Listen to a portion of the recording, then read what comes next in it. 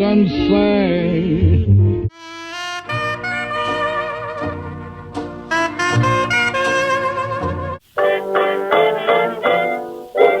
I went down to St. James Infirmary.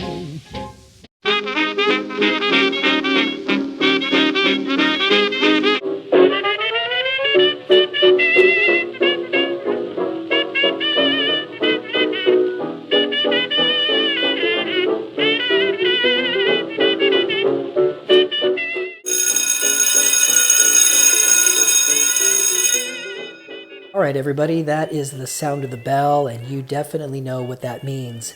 Yes, we have started another session of the Swing Academy. For those of you tuning in for the first time, welcome. And for those of you returning, thank you very much. You've decided to spend some more time with me, and that is the highest compliment that I can receive. Before we get started, let's just get into a little bit of the housekeeping. My name is James Udall. You are listening to the Swing Academy on jsmradio.com. We are broadcasting out of the great city of Halle an der Saale, Germany, and I am recording out of my new hometown in Syracuse, New York. So, with that being said, if you'd like to reach me here at the station, give me a comment, critique my show, tell me what you like, tell me what you don't like. Even make a suggestion for a future subject of a Swing Academy. Email me here at the station. My email address is james.udall, UDALL, at jsmradio.com. That's james.udall at jsmradio.com. You can also reach me on Facebook. My Facebook account is just my name, James Udall. My page is public. You can post something on my page, or you can reach me on Facebook Messenger. So, having said that, I want to get into the subject of our Swing Academy right away.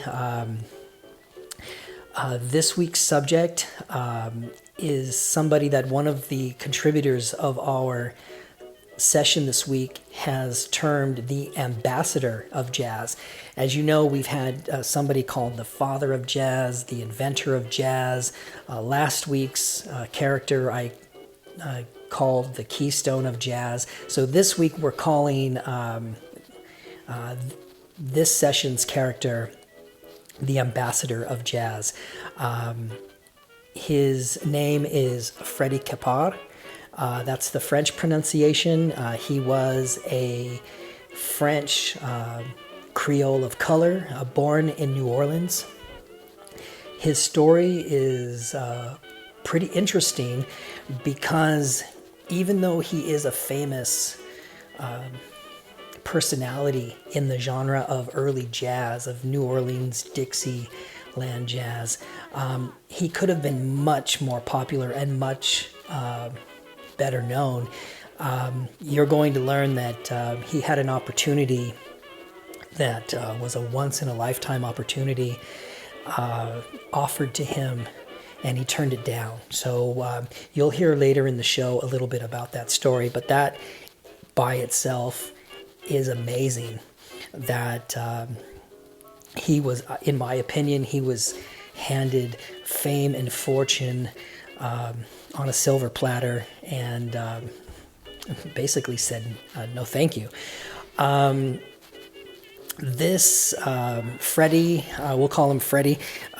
Freddie was a trumpet player, a cornetist, and then a trumpet player. He was considered one of the kings of New Orleans jazz.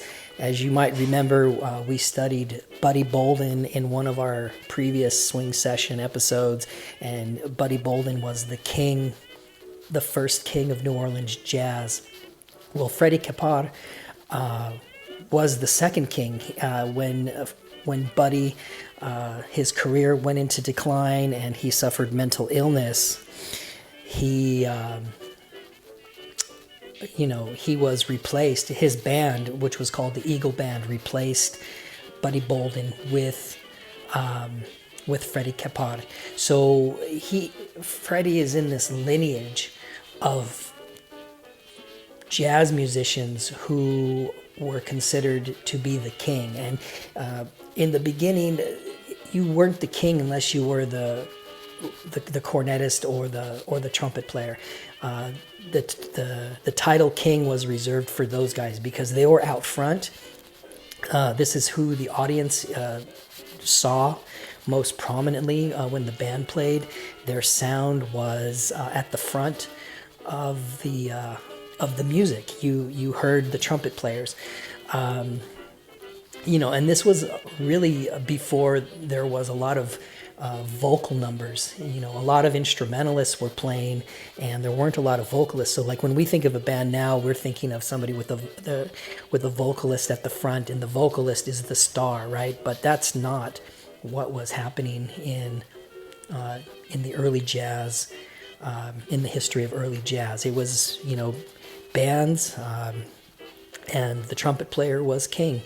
And so Freddie Keppard was considered the second king of New Orleans jazz.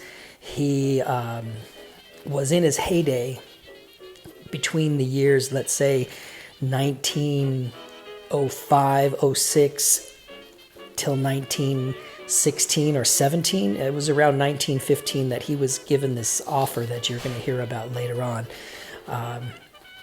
He was a heavy drinker. Suffered, we would call him an alcoholic at this point. His career went into sharp decline after the mid-20s. And what's amazing is that he wasn't recorded in the prime of his career. There was really, jazz didn't get recorded until 1917. So the first jazz album comes out in 1917. So in his heyday from 1905 to say 1915, 16, even 17, he's not being recorded. So we don't know what Freddie Keppard sounds like during his prime. We kind of catch him toward the second half of his career. By some, you could say that his career was short. Freddie's story was not, it didn't end in a very positive way. He suffered from alcoholism. He got tuberculosis. He ends up dying in 1933. He's only about 44 years old when he passes. That's a pretty short career when you think about, a career like Louis Armstrong or Sidney Bechet or Earl Hines. His career more mirrors that of Buddy Bolden. It was, it burned real bright, but it was short, or shorter than it should have been. The recordings that I'm sharing with you today are all taken from around the year 1923 to 1928. During this period of time, this 5-year period of time, he was recording with other groups, other bands. And this is the sample of music that has survived him. It's not a big body of work. Most of the time, these songs are not even labeled under the name Freddie Keppard. He is simply the trumpet player in the piece, playing with an ensemble or another band. He was well thought of in the sense that if you wanted to have a first-rate trumpet player, you would want Freddie Keppard. You would want to record with him or perform with him. So he has a very good reputation as being a fantastic musician, a natural musician. He is rumored to not have been able to read music. He is just a natural in every sense. He is said to have learned his music and played it by ear, and then he did his improvisations on stage with,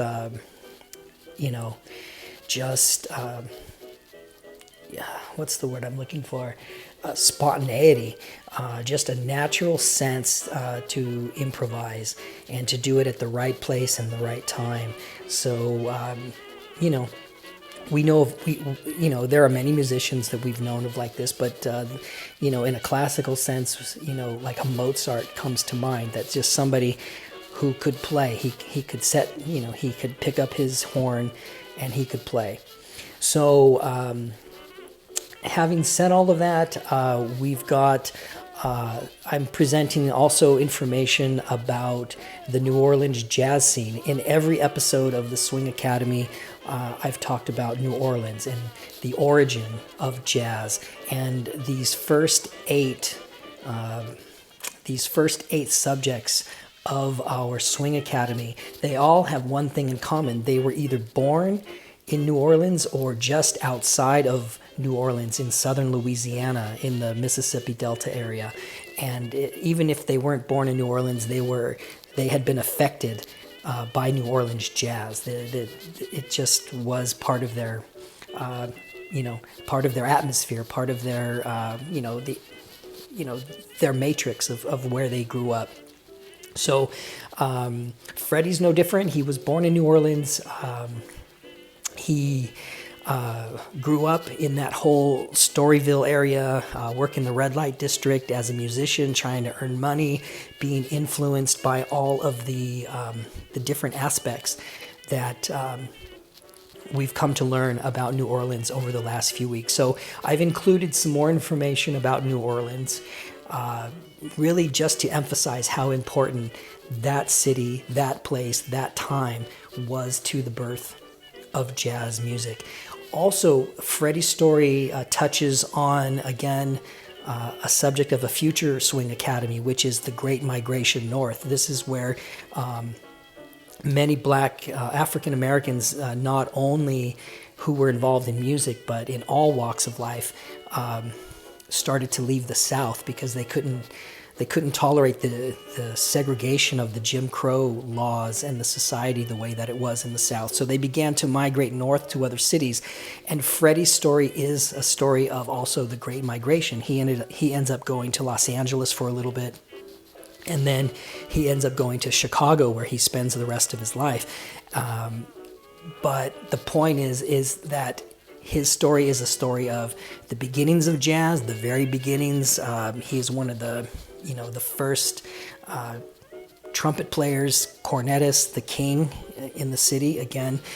But also his story is of the Great Migration North. And this is why I think one of the contributors in this week's session calls him the ambassador of jazz, is that he took his title of king and the sound of Dixieland, and he brought it to the West Coast, to Los Angeles, and then he brought it across the country doing vaudeville, and then he ends up in Chicago, where again he's promoting this jazz. So he's on the forefront not only of the Great Migration, but of the dissemination of jazz. So in this sense, he's probably more of a pivotal figure of jazz in the sense that he helped export it to other places of the country, because that's a longer living legacy than his body of music. His body of music is, quite small comparatively when you compare him to an artist like Louis Armstrong or Earl Hines or Sidney Bechet. I think I read somewhere that Freddie Keppard's recordings can all fit on one CD. So anyway, I've spoken long enough on the subject. I'm going to turn the session over to our various contributors. You'll hear some music coming up. And, I hope you really enjoy this week's session and that you stick with us. So without any further ado, let me introduce to you jazz legend, cornet, trumpet virtuoso, the ambassador of jazz, Freddie Keppard.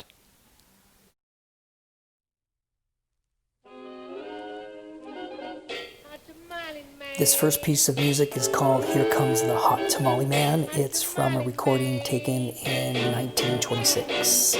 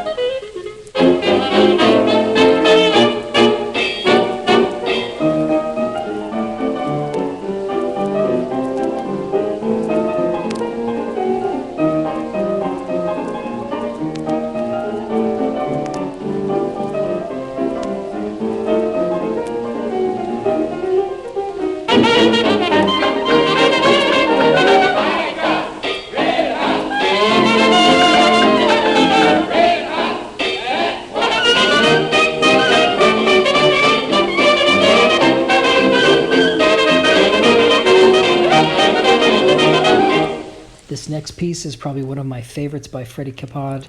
It was recorded in 1927. It's called Spanish Mama.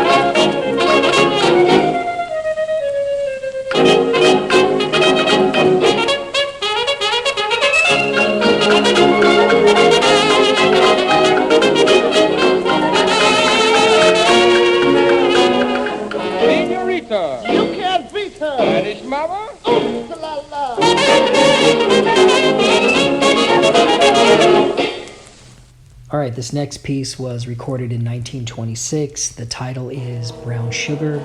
It's a nice little number, has a nice tempo and a nice beat. Check it out.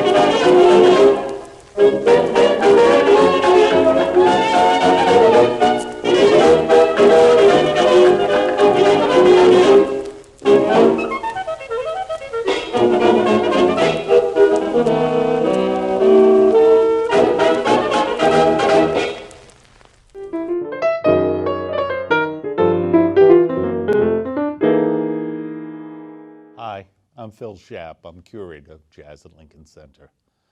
And I've been trying to give some explanation to why jazz music exists and why it first was played and came to be in the city of New Orleans. And I've been doing some of these little short talks about the colonial period. And I basically have explained to you, dear people, that New Orleans was French, was Spanish, was British, and has a jumble of colonial background that no other place in the New World has.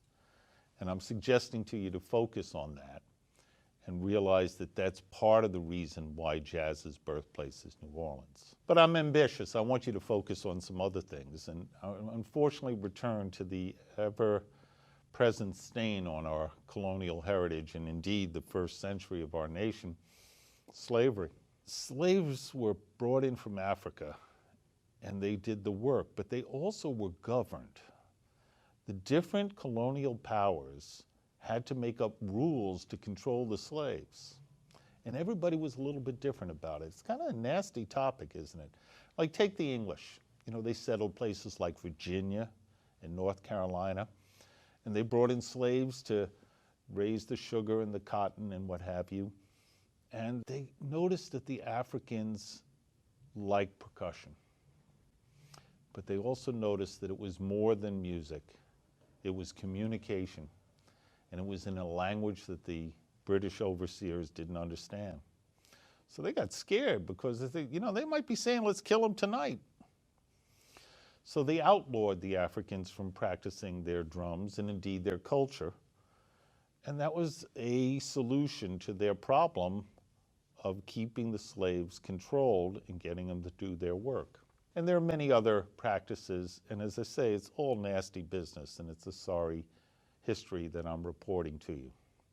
But in New Orleans, there was a different set of practices. The goal here relates to, first of all, the need of the slave owners to convert their slaves to Christianity. That's an ever-present thought. You got to think about why. It's about rationalizing doing something wrong. Now, I wasn't alive in the 17th and 18th and 19th centuries, so I can't really speak for the slave owners, but I have a funny feeling that since slavery doesn't exist, at least some of them knew it was wrong. And they also liked the fact that they had slaves and they didn't have to work as hard and they were rich. So they rationalized, while they gave the slaves from Africa a very hard time. They gave them heaven by converting their paganism to Christianity. That was a big goal. All of the colonies tried to convert the Africans to Christianity. Now, of course, it was Catholicism in French and Spanish colonies and Protestant sects in the UK and other countries' colonies. But the big goal was to protect yourself from being blamed later after you die about enslaving another soul by giving them heaven. So making Christians out of the slaves becomes part of the drill of owning them. And they did it differently in New Orleans. The way they did it in New Orleans was to let the slaves still be African as long as they did it in the name of the Christian Lord on the Christian Sabbath, which is Sunday. And long, long ago in New Orleans, on a weekly basis, for decades, years and decades and even over a century, African music was practiced out in the open one day a week in New Orleans, in a place that's known as Congo Square. Keeping track of that is a good way to know about why jazz was born in New Orleans. All right, here's another recording by Freddie Keppard. I don't have an exact year. It was recorded in this mid-1920s period between 1923 and 1928. It's called Salty Dog, and I believe this is recorded with Freddie Keppard's band, which were called the Jazz Cardinals. So Freddie Keppard and the Jazz Cardinals. Anyway, it's a nice piece. I really like it. I hope you do too.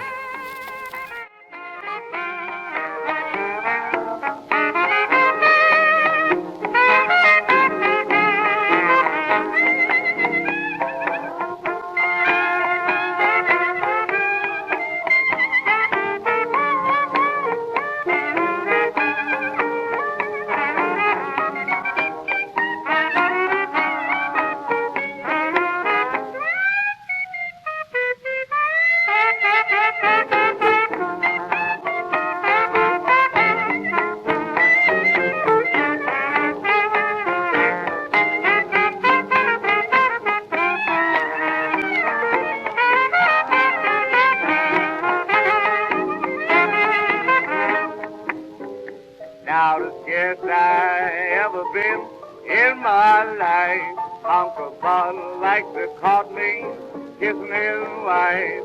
You salty dog. Sing it, Papa Charlie. Oh, you salty dog.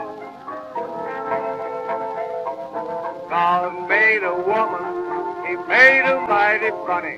Made lips around her mouth, sweeter than honey. You salty dog. Sweet mama, you salty dog.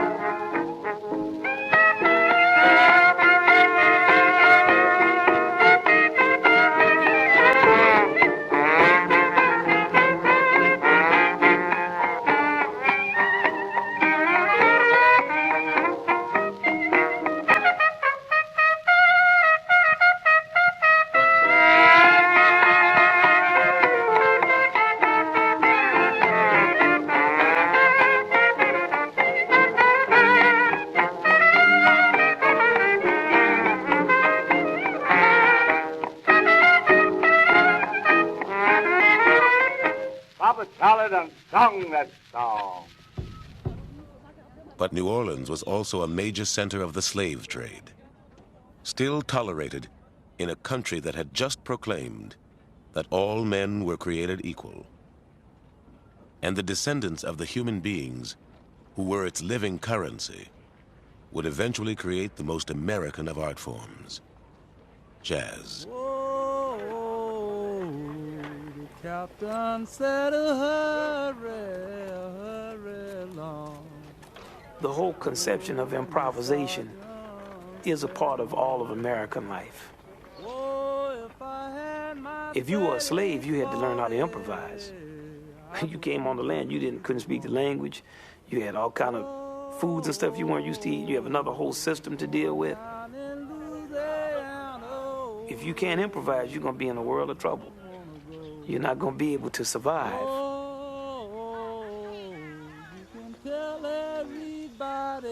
Jazz is about freedom. It's about a certain kind of liberation. There have been other people, of course, have been oppressed in the United States or gone through brutal treatment in the United States.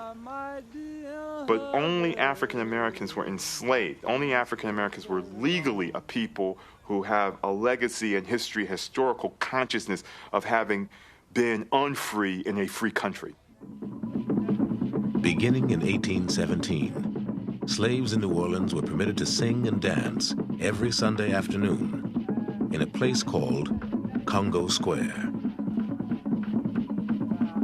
To the curious whites, who sometimes turned out to see and hear them, the slaves' music, filled with complex percussive rhythms, seemed to provide an authentic glimpse of Africa.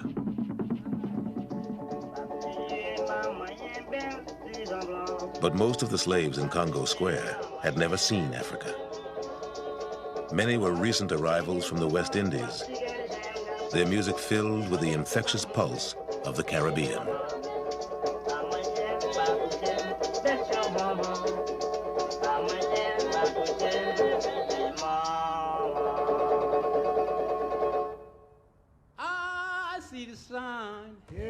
Other slaves had been brought to the city from the interior of the American South, bringing with them work songs, spirituals, and the call and response of the Baptist Church. That's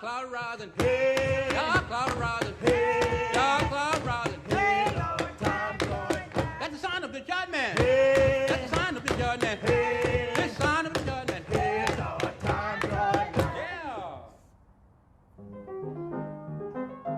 New Orleans was also home to a unique and prosperous community of free people who called themselves Creoles of color. Many were the light-skinned descendants of French and Spanish colonists and their black wives and mistresses. They identified with their European, not their African ancestors, and they looked down on the darker-skinned blacks around them.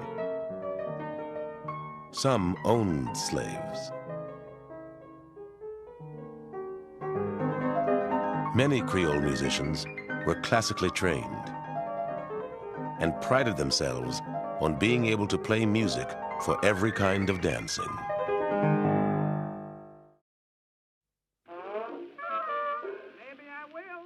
Next number is titled The Memphis Maybe Man, and it comes from 1924. I think this is one of the earliest recordings that I have of Freddie Keppard. So anyway, here it is, The Memphis Maybe Man.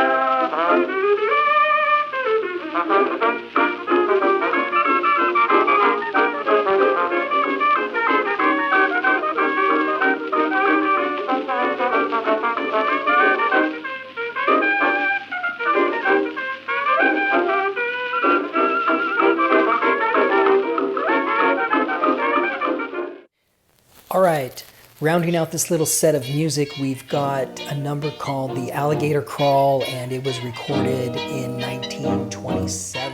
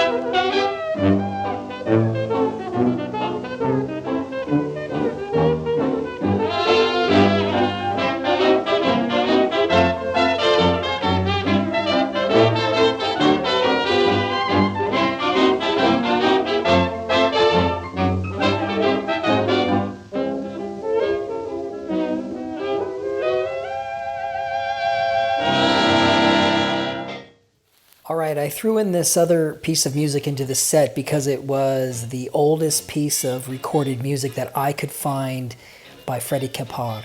And it's from the year 1920. It's called Willie the Weeper. And it's a fun little number. I hope you like it.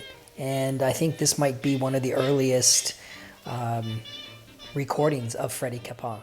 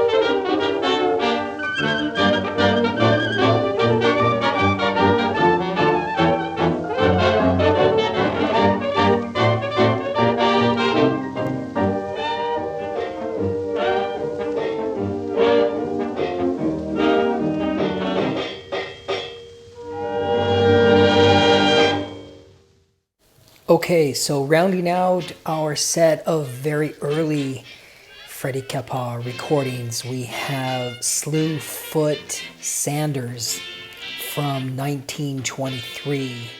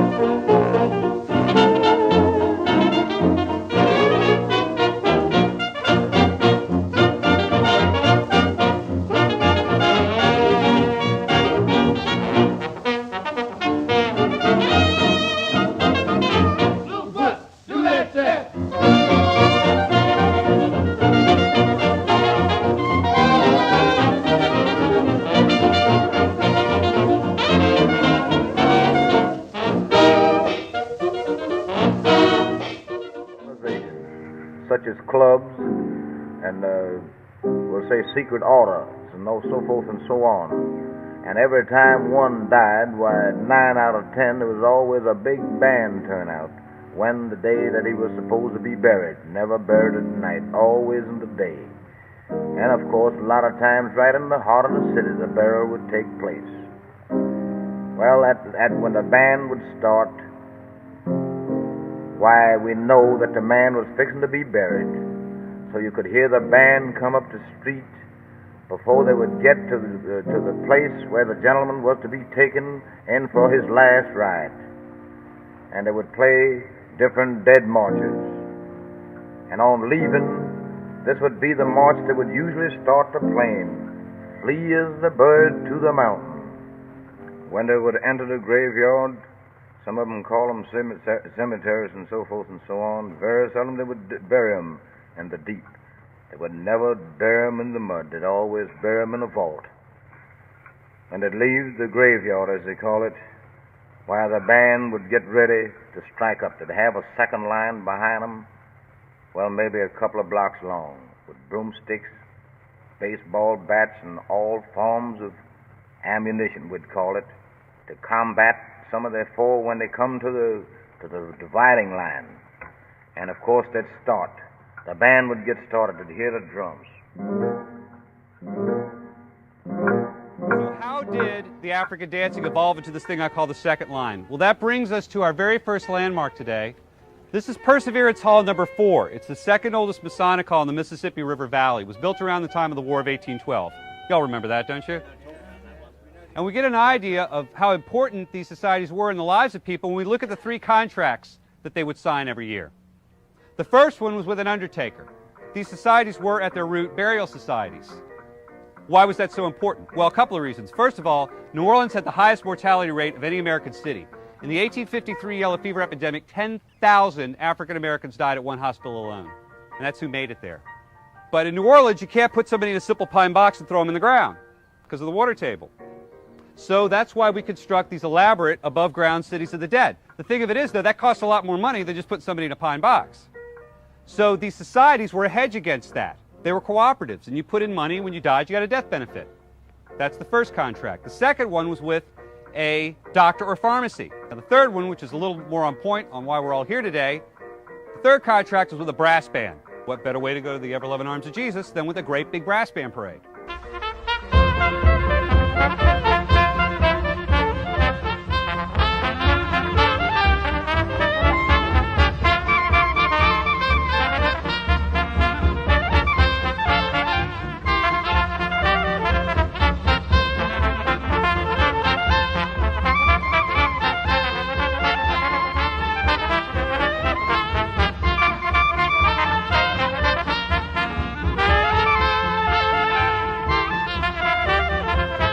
There were at any given time between 200 and 500 benevolent societies in New Orleans, each with several hundred members. Now, if you're only parading out of 20 Sundays and you've got 200 societies, you've got to have enough musicians in town to make up enough brass bands to parade for as many organizations as you have on that Sunday. So what happened was, this benevolent society lodge movement spins off a brass band movement. And it's out of those brass bands that every future jazz star, from King Oliver to Louis Armstrong to Kid Ory, that's where they cut their musical teeth. It was their common musical experience. Now, where does the African dance come in? Well, here's the part that's different. Lots of places have parades, and you stand there and watch the parade go by. But the brass band procession, the anniversary parade through the neighborhood, was not a Mardi Gras parade that you stood and watched go by. It was an invitation to dance, as the drums at Congo Square on Sunday had been an invitation to dance. and you fell out of your house and came out and danced behind the organization, or on the side of it, or in front of it. That practice is called second lining. When you were in that group, you were part of the second line. You're not part of the parade organization. You're the general community, and you're dancing along with them. No longer in a circle, like Africans, but going down the street as African Americans. All right, so this next recording is pretty interesting. It comes from the Smithsonian Institute's online archives of jazz history, and it is a recording taken in 1968 of an actual funeral procession going down the streets of New Orleans. What you're hearing is the brass band that was just talked about, and the commotion and the activity and the dancing of the second line. So it's a great little piece. It's authentic to its core, and this really touches on one of the key components of jazz, which was the brass band tradition and related to these burial societies. Okay, so anyway, the piece goes about 2 or 3 minutes. I hope you enjoy it.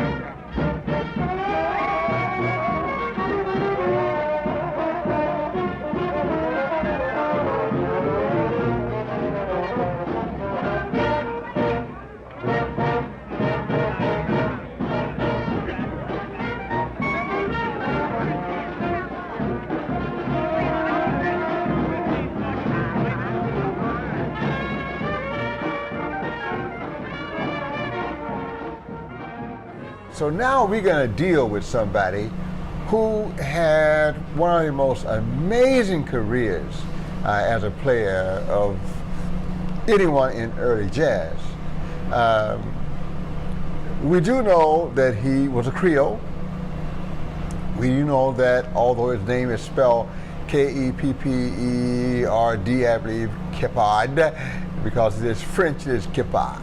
So Freddie, we just call him Freddie, okay? Freddie organized the Olympia Orchestra somewhere around 1905. So this guy's out here playing and organizing his own groups very, very early in this process. Storyville has been open now for about 15 years, but he's getting into it in the middle of the heyday of Storyville and all of that. His Olympia Orchestra was a Creole band, so they were expected to play polite music for the Creoles, who were upper crust, and they also had to play the down and dirty stuff for everybody else. So they had a very, very wide range of abilities in terms of their repertoire and the styles that they could play. It was said that he had marvelous technique and perhaps the sweetest sound on the cornet that anyone ever heard.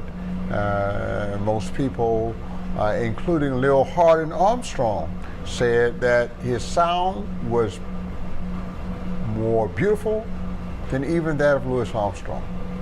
Now, after leaving the Olympia, or at some time in the process of being in the Olympia for a while, he joined the Eagle Band. That had been the band that was led by Buddy Bolden. But Buddy became sick, mental illness, had alcoholism, everything else, and had to be confined to an institution. So Freddie Keppard, he stepped in and became the lead trumpet in the Eagle Band. And as such, he became the second Jazz King, best horn player in New Orleans. He took that title from Buddy Bolden. He stayed in that band for a while, and then he played in the Magnolia Orchestra, which included another young cornet player who was his understudy. I think that guy's name was Joe Oliver, who was not yet king because Freddie was king.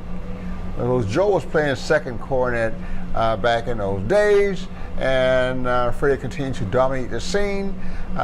Somewhere around 1915, wherever, 1914, he got an opportunity to go out west and join the original Creole Orchestra, which means he was one of the first New Orleans musicians to take this wonderful music outside New Orleans and take it to the West Coast.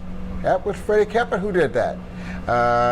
By 1917, he's in Chicago, and he is playing there, and it's at that point that he meets Joe Oliver, and they have this little trumpet battle, and most people say that Joe played louder, and so and nastier, so he won, and so Joe became the king and took the title from Freddie. Others say no one could ever take a title from Freddie, so that's still in dispute. But history says it was King Oliver, and we're going to go with what history said. At any rate, Freddie continued to play and was very, very successful. He actually met Louis Armstrong and never had a chance to do the little battle or have any exchange, because it is reputed that on the night he met Louis Armstrong, he had his eye on a young lady who had his eye on him, and let's just say if it came to staring in Louis Armstrong's face or staring into that young lady's face, well, the young lady won. And Freddie and Louis never really had any camaraderie after that. He continued to have a very long career playing in New York and everywhere else, so we could say he was the first ambassador of jazz from the city of New Orleans. Not enough can be said about him, but there's one point I want to make. There are no recordings of Buddy Bolden. But most people will tell you that if you want to get a taste of what Buddy Bolden might have sounded like, the best way to do that is to listen to the recordings that Freddie made in around 1920, because that is as close to the style and sound that Buddy Bolden would have made as we have any record of. So once again, the legendary Mr. Freddie Keppard, the ambassador of this great music all around this country. Thank you, Freddie, for taking your show on the road. And thank you for listening. Eventually, Jim Crow conquered New Orleans as well. In 1890, the Louisiana legislature decreed that blacks and whites must occupy different cars on trains traveling within the state. 2 years later, a New Orleans Creole of color named Homer Adolph Plessy set out to test the new law, boarding an excursion train and insisting on sitting in the whites-only car. He was arrested, tried, and convicted. In 1896, in the case of Plessy versus Ferguson, the Supreme Court of the United States upheld his conviction. Separate but equal facilities, it said, were constitutional. That decision would govern life in the American South and in New Orleans for nearly 60 years. City theaters and restaurants were now strictly segregated. Black and white boxers and bicycle racers and baseball teams were forbidden to compete against one another. The state legislature then passed a law barring all would-be voters whose grandfathers had been slaves. Where 95% of the city's black men had been registered to vote, just 1% was now eligible to go to the polls. And the world of the Creoles was turned upside down too. By law, they now found themselves classified with blacks as second-class citizens. And all these Creole people suddenly became black people overnight. And these Creole orchestras, which existed at one point, suddenly disappeared. And these clarinetists had no work. So they were essentially forced to go into the black community. And that level of technical fluency forever changed the nature of the music. Creole musicians merged their classical virtuosity with the blues-inflected music of black bands. Together, they would transform every kind of music played in New Orleans.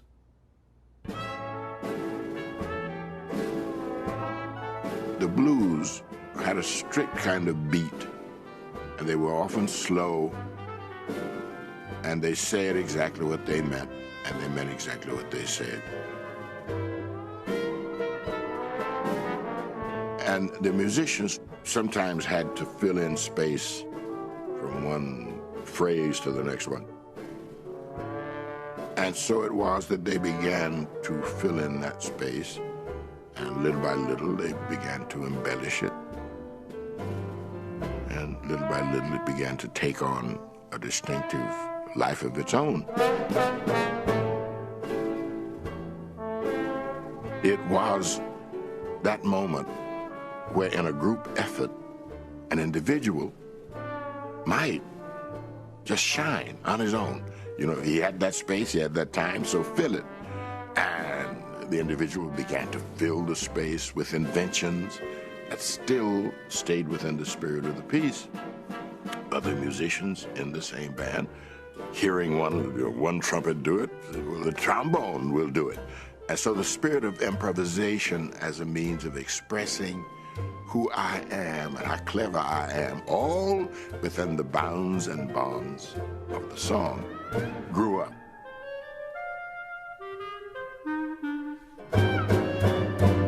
There was, as yet, no name for the music black and Creole musicians began to play together at the dawn of the new 20th century.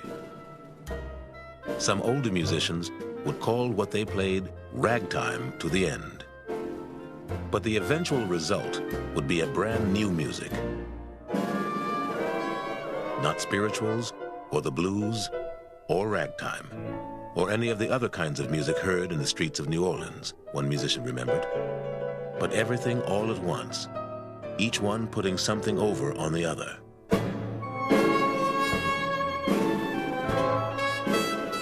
Like the city that gave it birth, like the country that would soon embrace it, this new music would always be more than the sum of its parts.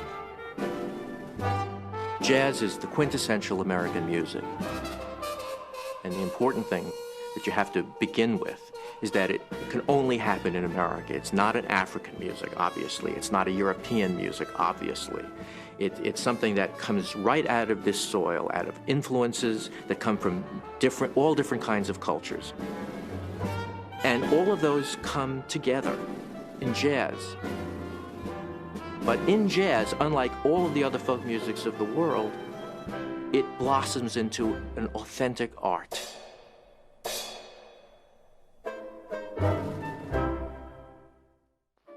We're getting back into some early recordings of Freddie Keppard. This one comes from 1923. It's called Chinaman Blues.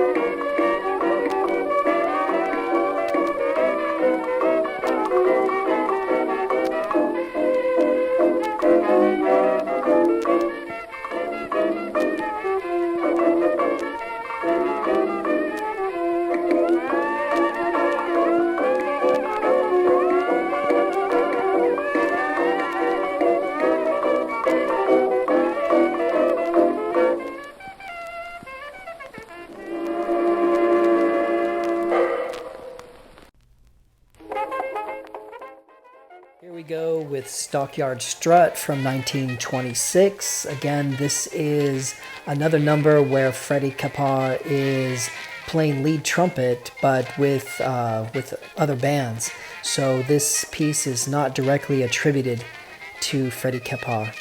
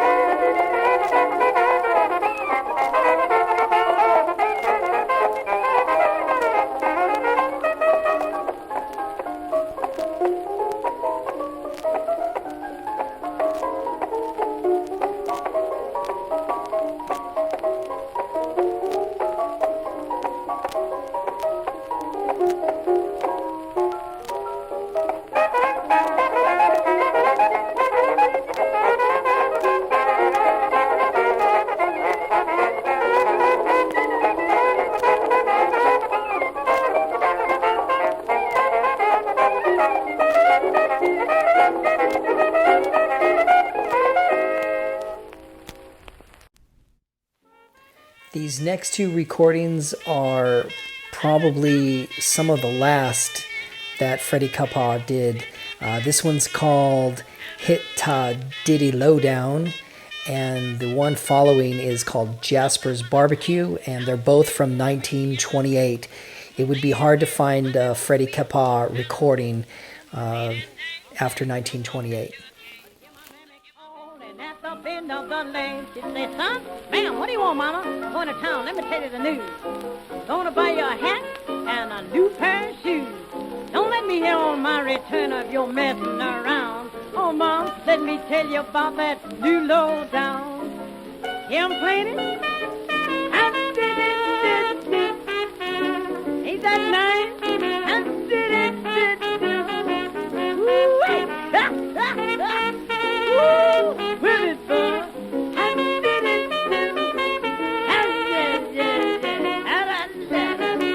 Oh, play now.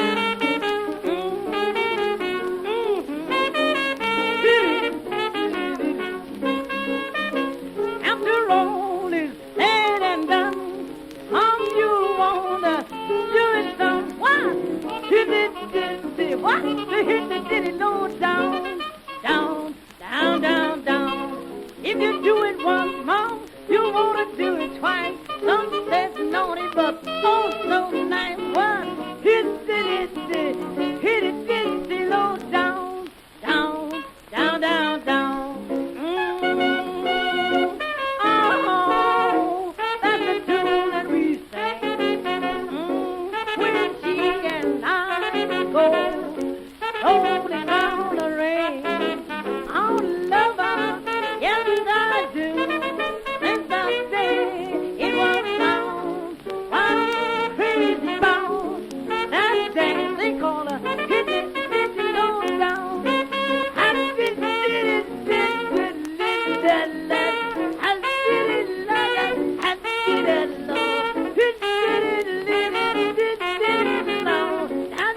did it, bless your heart, honey. Love you, yes I do.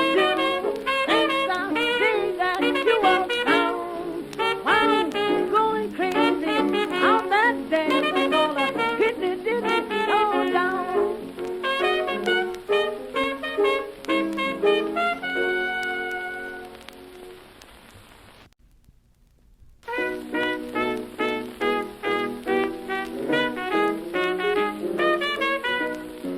The station JB broadcasting Jasper's Barbecue. We serve the neck bones, beans without, pigtails, pig snoots, sauerkraut, pickle, onion, mustard too, corned beef, hash, and kidney stew. People listen, I want to tell to you what goes on at Jasper's Barbecue. It's a place where they sprinkle sawdust on the floor. You drop a nickel in the slot and holler, let her go. Some order ribs, some order pork and beef. They serve the best fried pies you ever tasted or seen. Folks, they come in about 2 a.m. They start to ringing and twisting, and it's too bad, Jim. Ringing and twisting, everybody's happy. Ringing and twisting, some stomping and tapping. Some ring to the left, some ring to the right. While the folks so thinking you could cut it really nice. Need no invitation, nobody's born. Everybody's happy, nobody's hard. Ringing and twisting, body of heart. Ringing and twisting, well, hello, doc. I like my ham, chicken, corn and the chicken, corn and the chicken and the pie. Boy, won't that be swell when I hear that dinner bell.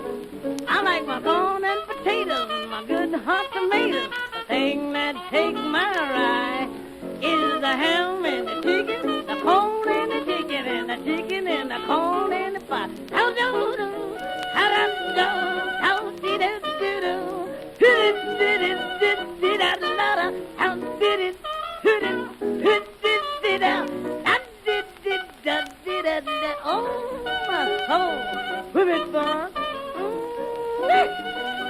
I like that. Did it la la la da da. How did it da da da. Oh, ringing and twistle, everybody's happy. Ringing and twistle, some stomping and tapping. Oh, some lose the coat, some lose the hat. I heard a sister holler, it's tight like that. No invitation, nobody's bored. Everybody's happy, nobody's hard. Ringing and twistle, body hard. Ringing and twistle, hello, God.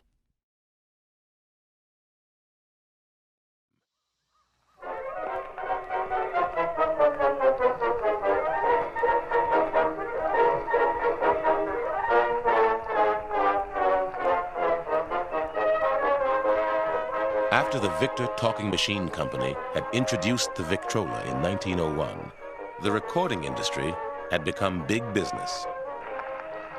The artists who sold the most records were the operatic tenor, Enrico Caruso, and the band leader, John Philip Sousa.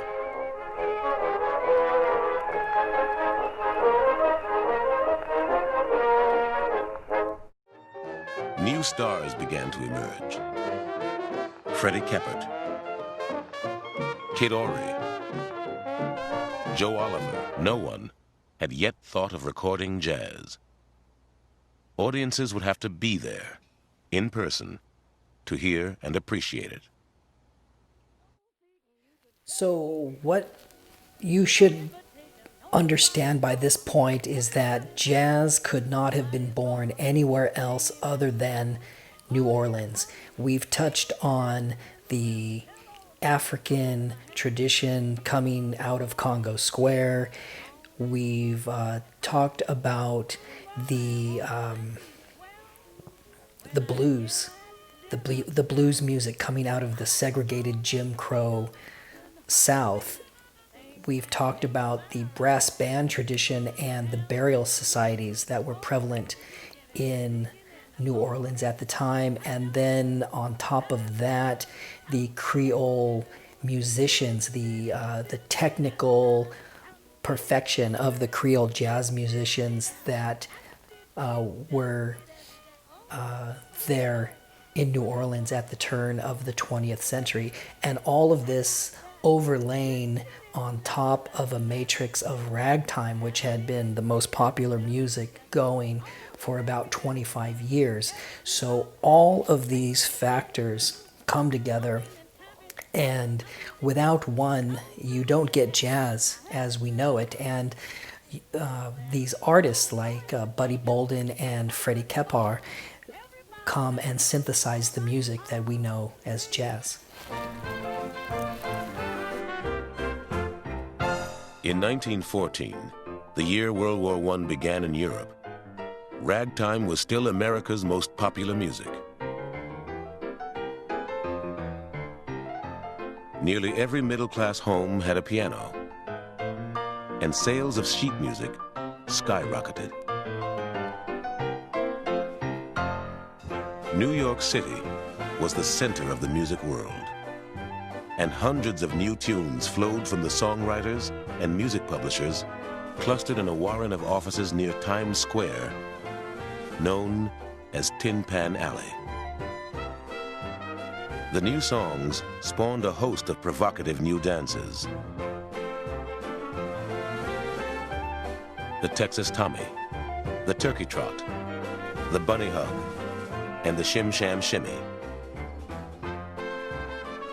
Most of them had been born in black dance halls and honky-tonks, but they were embraced by young dancers of all races.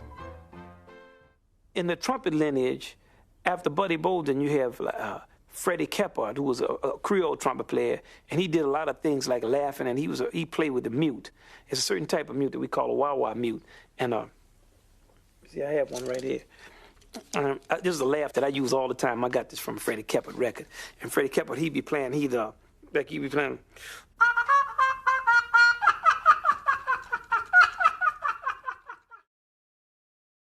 That Freddie Keppard was so highly thought of by musicians is evident in the fact that he was chosen next in line when King Buddy Bolden, the reportedly first jazz cornetist ever, was committed to an insane asylum.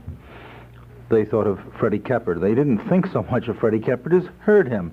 Apparently he had the loudest voice and trumpet voice ever, ear-splitting, nerve-shattering, and it was loudness rather than anything else that determined who was going to be king in New Orleans with all the street parades, who was going to be the first band.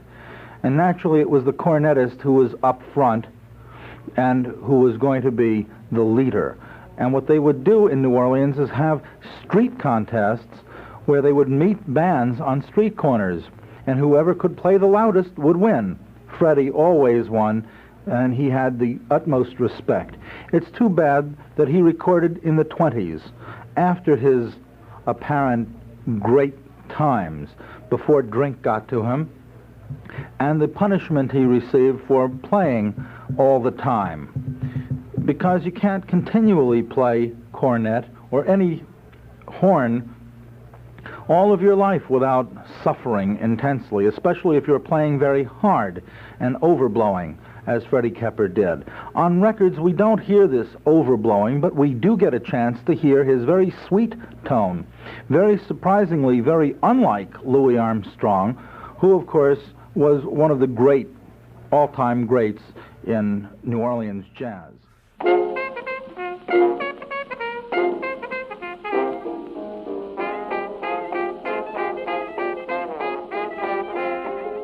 In 1914, Freddie Keppard, one of the best jazz musicians in New Orleans, left his hometown and carried his big brass sound with him all the way west to Los Angeles, where he and 6 other refugees from New Orleans played in a band called the Original Creole Orchestra. They toured in vaudeville for 4 years, then settled in Chicago, where Keppard was billed as King Keppard. He hit the highest and the lowest notes on a trumpet that anybody ever did, Jelly Roll Morton remembered. And it was said that patrons who sat too close to the bandstand asked to move back when he began to blow. Freddie Keppard was very big and very strong. One night, he played his trumpet and he blew, you could understand, blew, and his mute flew out of his horn onto the dance floor. And the next morning, it was in the newspaper in Chicago. Nobody ever did anything like that. But for all his power and artistry, Keppard was so fearful other cornetists would copy his fingering that when he played, he was said sometimes to drape a handkerchief over his hand.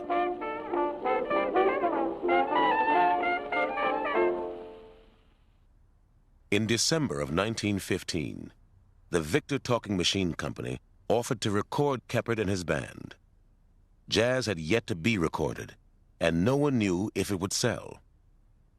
It was Keppard's big chance, but unexpectedly, he turned them down. He was said to have been frightened that other musicians would buy his records just to steal his stuff. Freddie Keppard passed up the opportunity to become the first jazz musician to make a Most record. of the jazz players, you understand, like say some of the Creole musicians, you understand, that didn't like the idea of mixing up with them, they never went too far. Now you see Picou is a very good clarinet player, but that ain't a hot clarinet player. All he can play is that high society. He plays music, but he brags so much about, he claims that the high society. That's what he claims, that's his. But you think that Sidney got to be good because he mixed up with them? Yeah, I think so. What did he learn from them anyway? Well, listen, he learned you have to play real hard when you play for Negroes. You understand? And when you play with Negroes, that's real Negroes. You got to play. You got to. Yeah, the Negro. You got to play hard. You got to go some, because they to avoid any criticism. You understand? You understand? Now, if you happen to be a little different from them, you got to come up to the mark. And I do believe, you understand, that's the only thing that you gain. You gain that what they call that to go to it. Yeah, that drive. You understand? Persistent and to of course to achieve. You know what their ideas. You understand? To get. Bunk was like that. Well, Bunk was like that. Buddy was like that. Yeah. Now you see. Was Manuel Perez like that? No, that wasn't like that. Manuel Perez was a good ragtime player. You understand? But not like that. He didn't have that drive. No, not like that. He couldn't play uptown. Well, not so well. He would play. You understand? But these people, you understand, they feel like they're killing themselves. You understand? Yeah. And then that's a kind of an effort that they're putting in there, that it's, to tell you the truth, I consider it more artificial. You understand? Well, Sidney puts it in. Well, listen, but Sidney puts it in with ease. Yeah. Sidney puts what that. About Louis? Well, Louis got it in with ease too. What about Freddie Keppard? Well, Freddie Keppard, now watch. Now, no, Freddie Keppard, that's different. They strain, they puts on, you understand, just like that Louis Armstrong. All of them is people, you understand, that, well, all right then, we might say now that he done achieved the point that he can make those high notes with so much ease and all that. But, brother, did they work for that, you understand, did they? Well, did Keppard have this drive? Did Keppard have this drive you're talking about? Well, yeah. Did he play hard? Yeah. Play hard. Well, he was a light-skinned Creole boy. Well, yeah, Freddie Keppard. Well, now, no, that was more an American style. I wouldn't call him no Creole, you understand? He's a boy of more of American style and belonged to that rough element. Oh, he did? Yeah, he didn't belong to, He was just like that Bolden. Just say he was a little light, you understand? But he belonged to that Bolden bunch there. How do the Creole people feel about jazz today? Oh, well, they like it now, yeah. Oh, yeah, they really feel, you understand, that's good. But like you say, that jazz music, all that's going to help, you understand, to get this misunderstanding among the race, you understand, straightened out. Because it has some kind of barrier, you understand. It's bringing a certain group of people, anyhow, the better class of people, you understand, is they're getting together, you know? That's right. Who was the great man around that period? What do you mean, in general or on any particular instrument? Well, who was the top guy in jazz right then? Well, we had several of them. Monk Johnson was with the Superior Band. That was a pretty hot band. And we had Freddie Keppard was with Olympia. They had a tough band. And Manuel Perez was with the Imperial. Now the Olympia was the hottest band.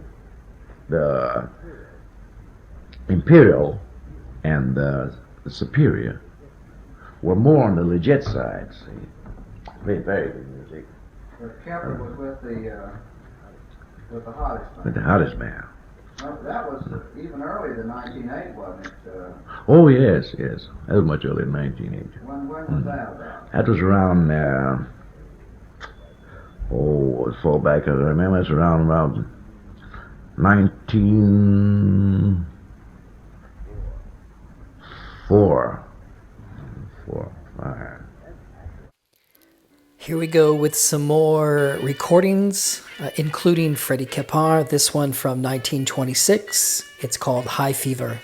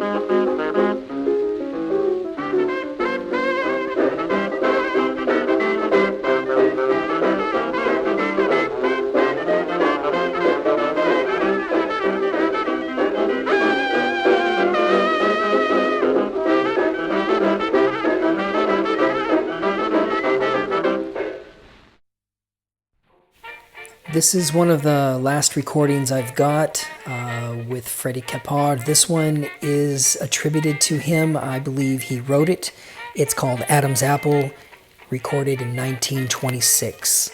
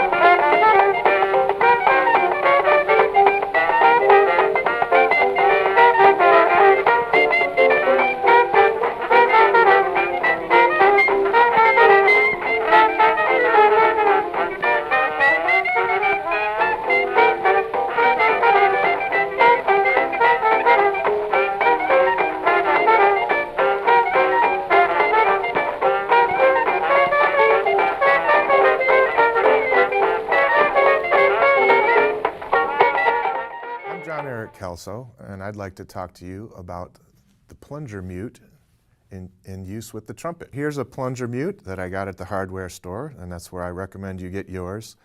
This is a nice size for the trumpet. The one I use most of the time is actually this one, which is a little bit smaller. I like this plunger mute when I'm using it by itself rather than with a pixie mute, and I'll show you the difference. So here's a plunger mute. It has the hole cut out in here. I put some coins in there just to add a little bit of a buzziness, but the hole, cutting the hole out here helps the intonation and helps you from changing the note. It'll actually change the note if you don't do that when you're playing. I'll show you what I mean.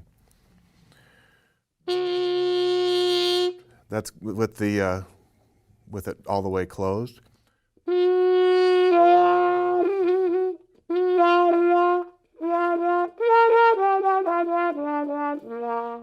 Just to give you an idea of that sound. If you don't cut out the hole, it can be problematic.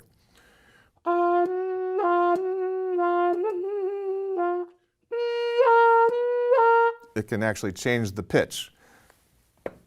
But if you're using it with the pixie mute, which is the way the early jazz guys used the plunger most of the time, I like this one without the hole cut out, and that sounds like this.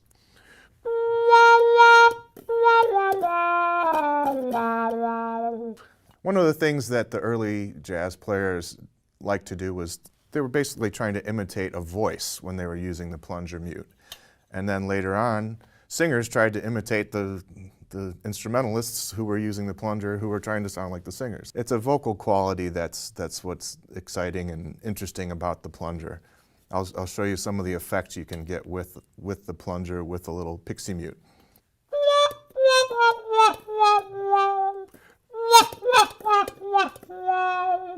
So you can get a little laughing sound, you can get a talking sound.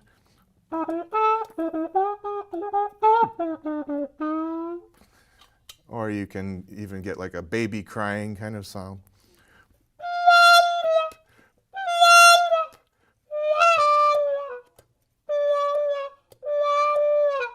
Those kind of sounds like that. I mentioned the pixie mute. Now the one that I like to use is kind of hard to find. I found mine on eBay, and you can find. Actually, I found this one in a store called Dillon's in New Jersey, and I had to ask if they had any old mutes, and they went into the back and brought out a box of old mutes, and that's how I found this one. But most of the mutes that I have here I found on eBay or in an antique store. Or if you know an old trumpet player who's not so interested in his old mutes anymore. The pixie mutes that you can find today that are pretty good, that are new, are made by Stone Line, and they're the metal ones that are red and white, and you can find those in a good music store, or again, some kind of online music store. And this one I like a lot because you can actually use it as a straight mute. Here's another one just like that. You can use it as kind of a funky straight mute and put it all the way in.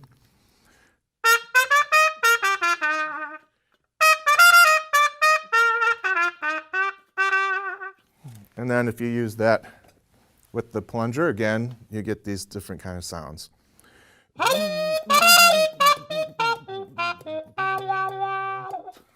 Early on in jazz, King Oliver was really the first trumpet player, cornet player, known for getting these kind of wah-wah effects.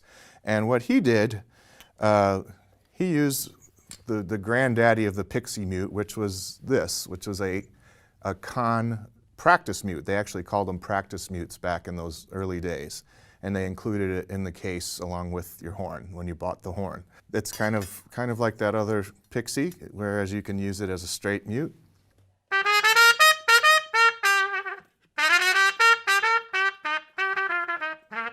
What he would do is he'd hold it, sort of cup it in his hand, and use his hand as the plunger to do the wah-wah effects.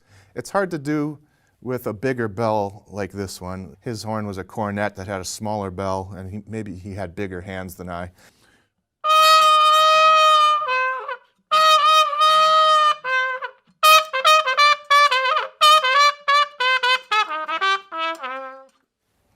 So that's one of the early techniques of how to use the pixie and the plunger. And then also the other early jazz legend that really put the plunger on the map, so to speak, was Bubba Miley. And he was in Duke Ellington's earliest bands. And he did use a plunger and a pixie mute, and he got a sound something like this.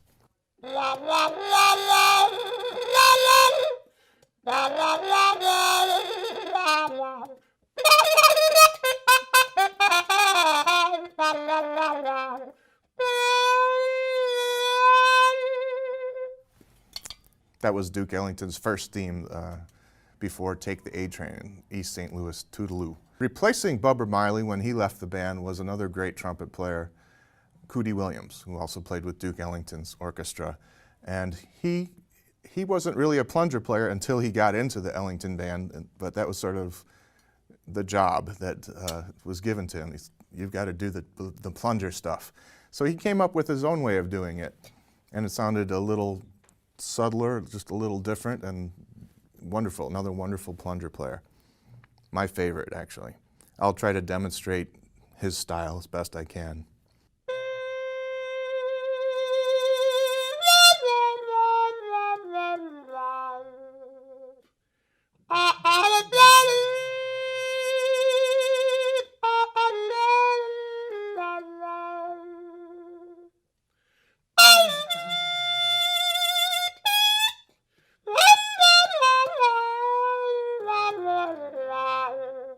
That was Echoes of Harlem or Cootie's Concerto.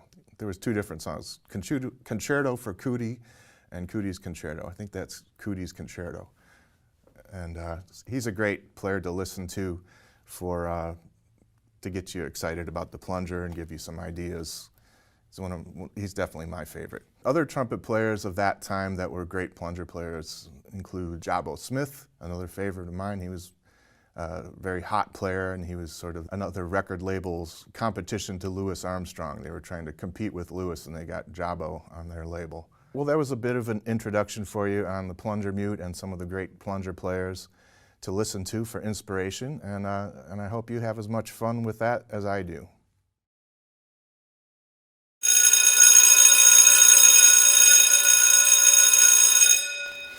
All right, boys and girls, that is the sound of the bell, and that means that class is dismissed. Thank you for joining me for this week's rendition of the Swing Academy. I hope you enjoyed learning something about Freddie Keppard, early New Orleans jazz, and many of the influences that made it what we know it to be today.